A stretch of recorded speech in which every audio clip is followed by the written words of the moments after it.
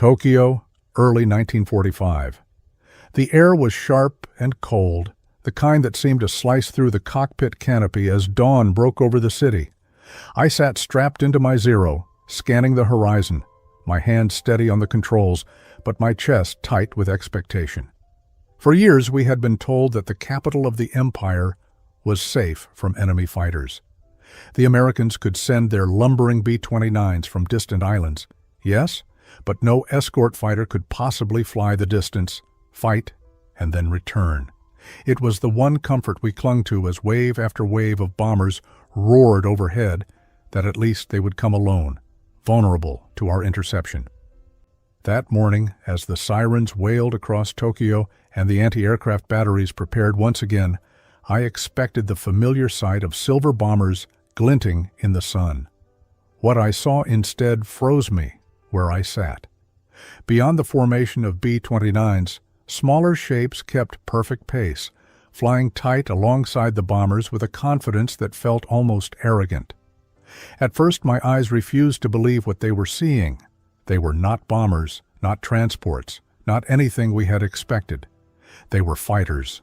Sleek, powerful, the P-51 Mustangs we had heard whispers about but never believed could reach our skies. For a moment I thought it was a trick of the light, a mirage brought on by the thin air and exhaustion. But then I saw their long noses, their iconic silhouettes, and the way they moved, not straining, not desperate, but casual, as if escorting bombers over Tokyo was no different than patrolling their own home skies. The shock hit me like a blow to the chest. All my training, all the assurances from our superiors, all the propaganda that insisted America's fighters lacked the range, collapsed in that instant. I felt an anger rising in me, but underneath it was something worse, something I dared not name aloud: fear. If the Americans could send their fighters here, if they could guard their bombers even above the Emperor's palace itself, then what defense remained to us? My comrades on the radio fell silent, unable to find words. One muttered only, "Impossible." But it was not impossible. It was happening before our eyes. The sky above Tokyo was no longer ours. That morning marked the moment we understood the war had changed. We had believed that distance was our shield. The P-51 shattered that illusion in seconds. As I tightened my grip on the control stick, preparing to climb into the formation, I realized I was not just fighting the bombers anymore.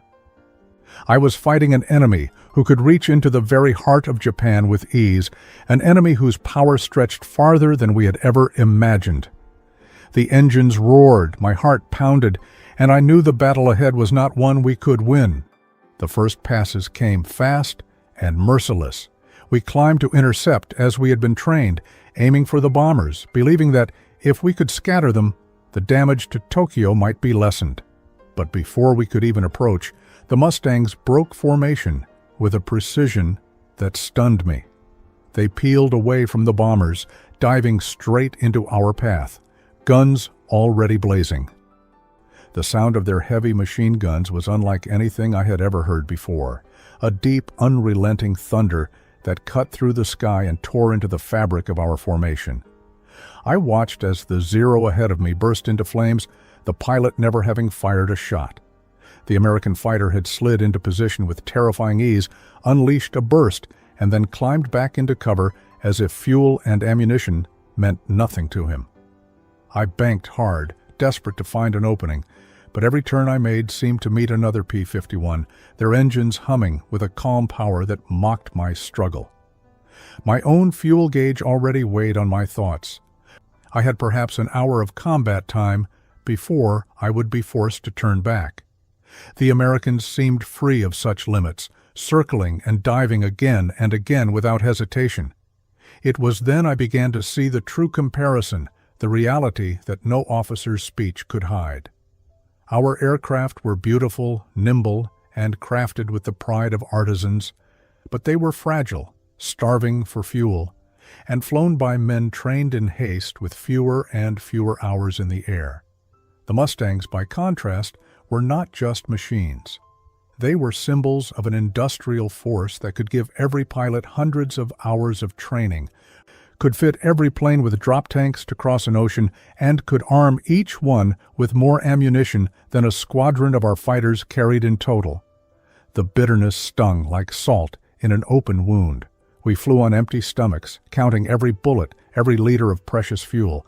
They flew as if resources did not exist, as if war was simply an exercise in abundance. I felt a surge of jealousy so sharp it almost choked me. Even as I evaded tracer rounds flashing past my wings, my mind whispered the same truth again and again.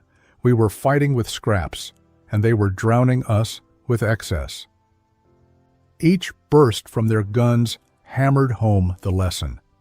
Every maneuver reminded me that while we strained for survival, they fought with confidence born not only of skill, but of supply. That morning above Tokyo, the shock was not just in seeing the P-51s themselves. It was in realizing that America had erased distance, erased scarcity, and erased the last illusion that Japan could hold its skies. The comparison was inescapable, cruel, and absolute.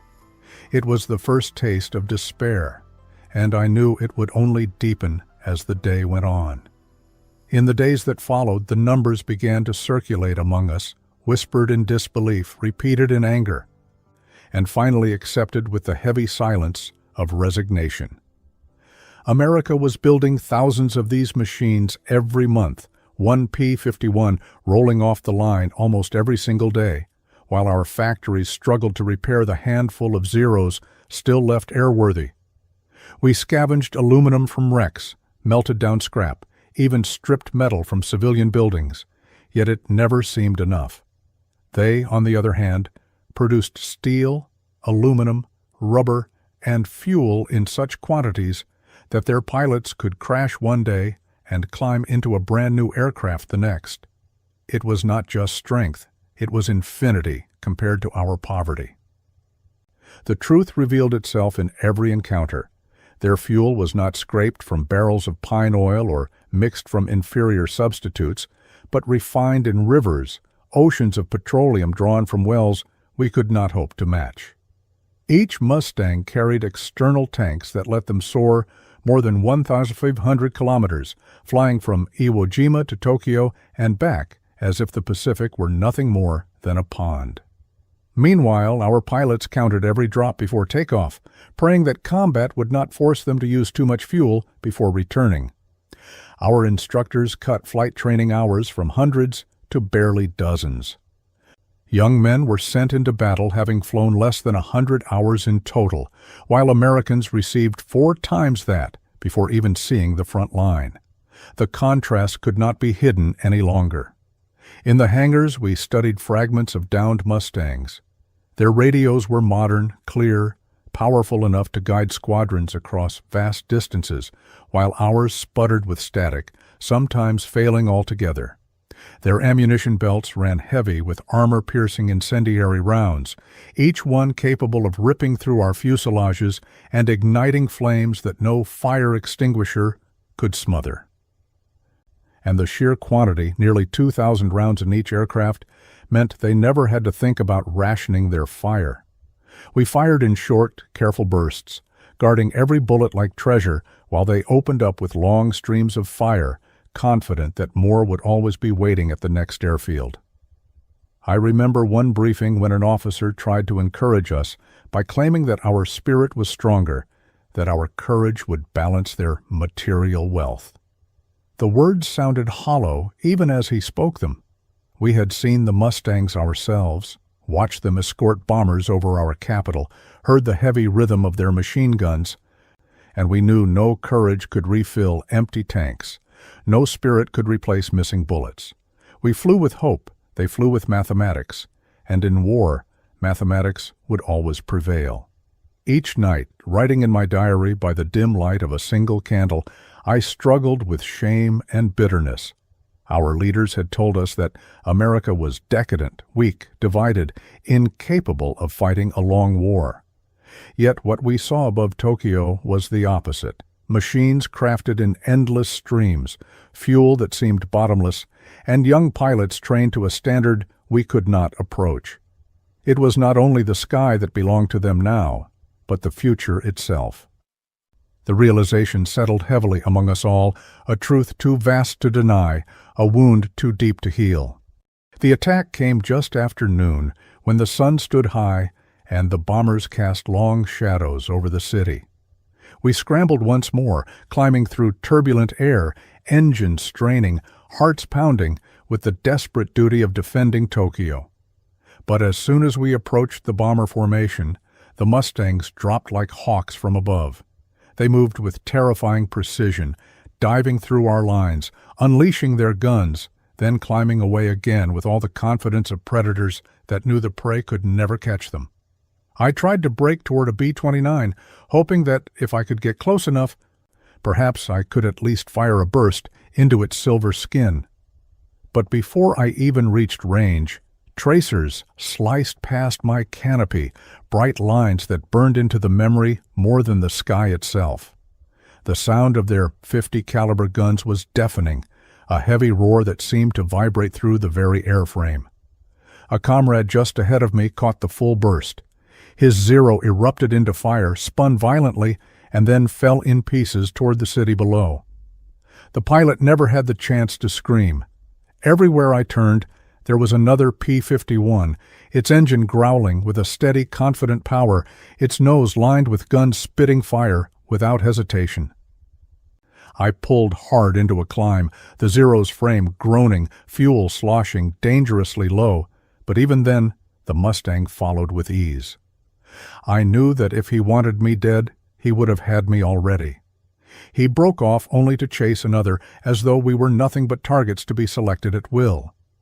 The most bitter truth came as the engagement dragged on. Our planes were designed for agility, for quick turns and sudden strikes.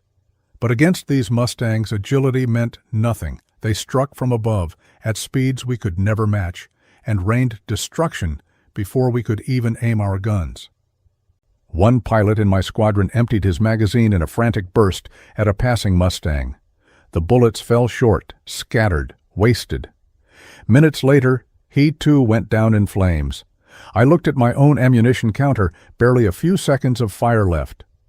My fuel gauge was already dipping toward empty, and yet the P-51s circled endlessly, climbing and diving, firing long, punishing bursts as if their supply of bullets and fuel had no end. It was then that I felt despair, not as a passing fear, but as a weight in my chest that made it hard to breathe. We were not fighting men anymore. We were fighting a machine, an engine of production so vast that every Mustang in the sky was not just a fighter, but proof that America had turned its factories into weapons. The battle ended the way all of them did now. Burned wrecks of Zeros scattered across the fields, smoke rising from the city, and the enemy formation still intact, still flying high above as if untouchable. I landed with fuel fumes in my tank, my hands trembling on the controls, my ears still ringing with the endless thunder of American guns. For the first time, I wondered if we were not already defeated, if each mission was not combat but simply the slow unveiling of a truth we had refused to see, that Japan could not withstand this avalanche of steel, fuel, and fire. The days blurred together after that raid, each mission leaving us weaker, hungrier, more aware of the hopeless imbalance. Word spread quickly among the squadrons of what the Americans carried with them. We heard stories of fuel convoys stretching for miles, of tankers arriving endlessly from across the Pacific, of supply ships so numerous that sinking one or two meant nothing. On the ground, when we intercepted fragments of their cargo, the scale was staggering. Crates of ammunition stacked higher than houses, barrels of aviation gasoline so pure and abundant that even their ground crews used it casually, sometimes just to clean tools or light fires for warmth. I remember standing on the airfield one evening after a failed sortie, listening to a mechanic curse softly as he patched holes in my aircraft with scrap metal. He told me he had once seen a photograph of the American Red Ball Express, a convoy of thousands of trucks moving day and night across France, each burning more fuel in a single day than our entire airbase consumed in a month. He shook his head and muttered, "They drown their engines in gasoline. We choke on fumes." His words clung to me as stubbornly as the smell of oil on my flight suit. The contrast haunted every part of our lives. At mess, we ate thin rice porridge, sometimes flavored with dried fish, while we knew American pilots feasted on canned meat, chocolate, real coffee. We rationed bullets like gold, fired only in bursts of 1 or 2 seconds, while the Mustangs poured out streams of fire long enough to cut entire formations from the sky. I once saw a captured manual that described their training regimen: hundreds of flight hours, endless gunnery practice with as much ammunition as they wanted. I thought of my own rushed lessons, my fumbling first combats, and felt a bitterness so sharp it was like swallowing glass. The most humiliating moment came when I saw with my own eyes an American ground crew warming themselves around the exhaust of an idling engine on the tarmac. The plane sat with its propeller spinning, burning gallons of fuel simply to give warmth in the winter air, while we risked our lives for every liter of precious aviation gasoline. I clenched my fists until my nails dug into my palms, ashamed not only of our weakness, but of my own envy. What we treated as treasure, they wasted without thought. Each raid above Tokyo deepened that wound. Every time the Mustangs appeared, sleek and confident, it was not only their guns that destroyed us. It was the knowledge they carried with them, unspoken but undeniable, that America fought with a bottomless arsenal. We fought with memory, with tradition, with the fading pride of warriors already condemned. And the more we saw, the more it sank in. This was not a battle of men against men. It was a battle of nations, of factories, of oil fields, of supply lines. And in that war, we were already ghosts chasing shadows in a sky we no longer owned. Night brought little relief. The silence of the barracks was filled with unspoken thoughts, each man lying awake, staring at the ceiling, remembering what he had seen that day. I wrote in my journal by the dim light of a single candle, trying to capture what words could hardly convey. We were flying on hope alone, while the Americans flew on the certainty of industry. Our leaders told us to be brave, to embrace sacrifice, but courage could not refill our fuel tanks or replace the bullets we had already spent. One evening, an instructor gathered us to remind us of our duty. He spoke of honor, of fighting for the emperor, of the glory of dying in battle. His words rang hollow, echoing against the reality we had lived in the skies. We had seen the Mustangs with our own eyes, escorting bombers across an ocean as though distance meant nothing, their engines running on a river of oil that never seemed to run dry. I remember looking at the faces of the younger pilots, boys barely trained, eyes wide with fear they could not conceal. They knew, as we all knew, that their hours of training were too few, their chances of survival too thin, and that no speech could change what fuel and steel had already decided. The humiliation deepened when we learned how quickly the Americans built their bases. At Iwo Jima, engineers turned volcanic rock into an airfield in weeks, and suddenly the Mustangs had a forward base within striking distance of our capital. What took us months of labor, often with bare hands and starving workers, they accomplished with machines, bulldozers, and endless supplies. Watching their fighters appear over Tokyo after flying thousands of kilometers was like watching the laws of nature break. We thought distance was our ally. They erased it with logistics. I cannot forget the bitterness of that realization. We had grown up believing Japan's spirit could overcome any enemy, that our will was sharper than any sword. But spirit did not extend range, nor did it stop bullets. The Americans showed us that war was not won with courage alone, but with production lines, fuel depots, and training schools that produced pilots by the tens of thousands. Our pride shrank with every mission, reduced to a quiet shame we carried inside. When I looked at the Mustang, I no longer saw just an aircraft. I saw the shadow of a vast nation behind it, factories running without pause, oil fields stretching beyond the horizon, convoys of ships crossing oceans without fear of shortage. Each time their guns fired, I heard not just the sound of metal tearing through the sky, but the echo of mathematics, cold and undeniable. It was no longer a question of if we would lose. The only question was how long it would take before the truth consumed us completely. The next great raid came with the weight of inevitability. Dawn lit the horizon, and already the distant rumble of engines carried on the wind. We scrambled once more, our hearts heavy with the knowledge of what awaited us. As I climbed into the thin air above Tokyo, I glanced around at the men flying beside me. Most were younger than I had been when I first joined the service, their faces pale, their eyes determined but filled with fear they could not hide. We had no illusions anymore. The Mustangs would be there, and they were. Sleek silhouettes cut across the sun, their wings flashing as they dove toward us. They came not in scattered groups, but in disciplined formations, each pilot trained, confident, and armed with more firepower than we could hope to resist.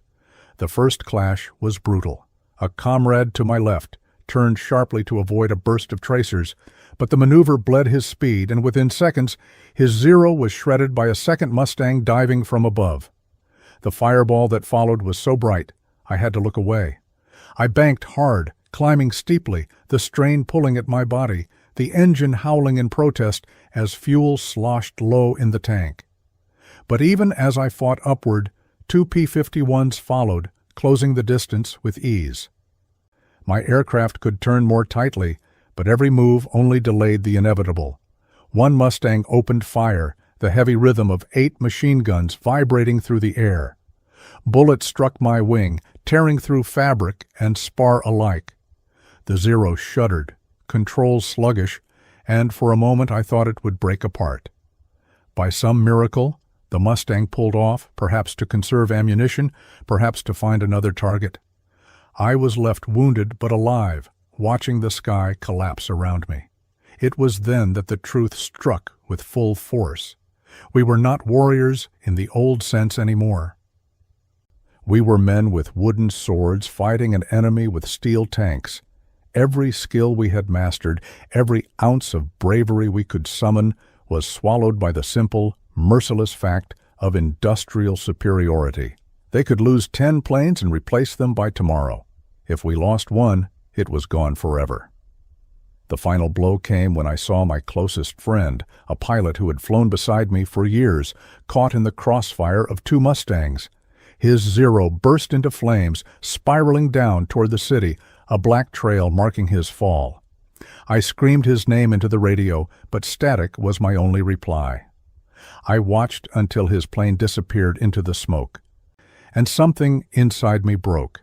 For the first time, I felt not just fear, not just bitterness, but the certainty that we were living out the last chapters of a story already decided.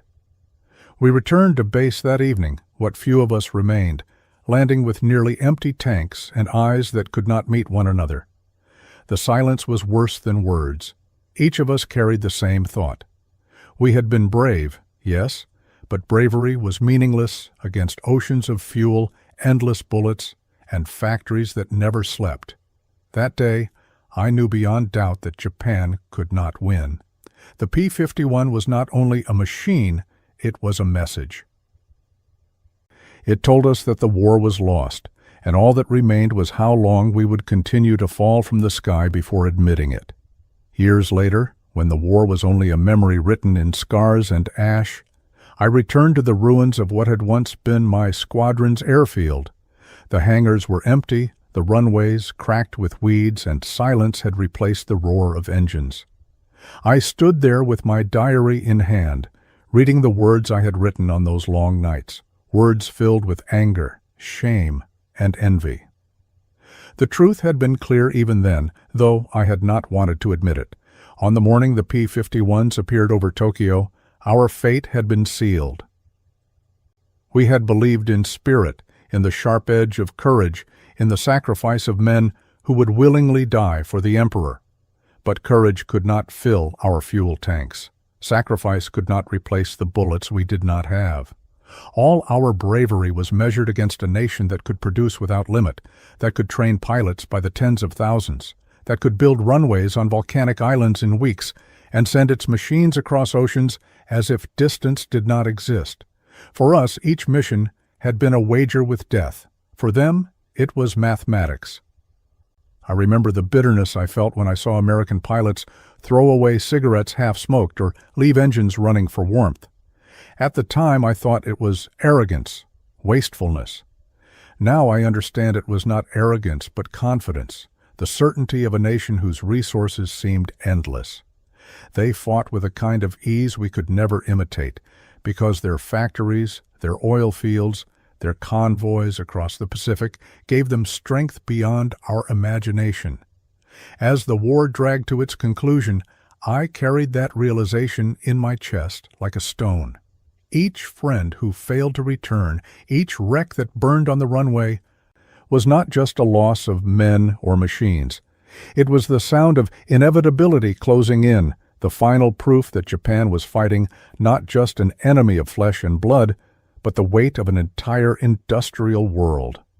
When the surrender finally came, many of us felt relief, though few dared to say it aloud. The fighting had been over long before the last mission, long before the last Zero took off. It ended the day we saw the Mustangs circling above Tokyo, protecting their bombers as casually as if they were flying over Kansas fields. In that moment, the illusion of distance, of protection, of hope, shattered completely. We had witnessed the future, and it did not belong to us. Today, when I tell my story, I do not speak with anger. I speak with clarity. The lesson is not hidden. War in the age of machines is not won by the sharpness of swords or the bravery of men. It is won by factories, by oil, by the ability to build faster than the enemy can destroy. America taught us that with every Mustang in the sky, with every gallon of gasoline that fueled their wings, with every endless stream of bullets that tore through our ranks. I once thought of the P-51 as a fighter. Now I see it as a monument, a symbol of industrial might, dressed in polished aluminum. It was not only the plane that defeated us, it was everything behind it, the steel mills, the refineries, the shipyards, the training schools. We fought with courage, but courage was measured in drops. They fought with production, and production was measured in oceans. That was the lesson of Tokyo's skies. That was the truth I cannot forget.